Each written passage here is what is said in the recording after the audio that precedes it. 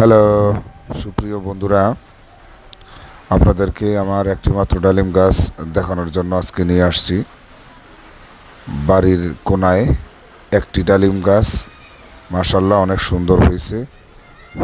ফলগুলো এখন যে অবস্থায় আছে মনে হচ্ছে যে আগামী 2-3 সপ্তাহের মধ্যেই এই ডালিম উপভোগ করা যাবে।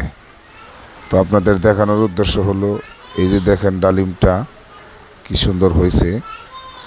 আপনার বাসার কোনায় যখন আপনি এটা রোপণ করবেন, আপনিও আমার মতো এরকম সুন্দর ডালিম উপভোগ করতে পারবেন।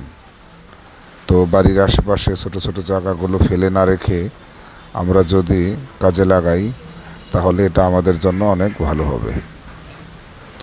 তো আশা করব এরকম তরতাজা এবং নিজ হাতের ডালিম ফল খাওয়ার জন্য আপনারা ডালিম গাছ রোপণ করেন। ডালিমগুলো কেমন জানাবেন, ভবিষ্যতে আরও সুন্দর সুন্দর ভিডিও উপস্থাপন করব।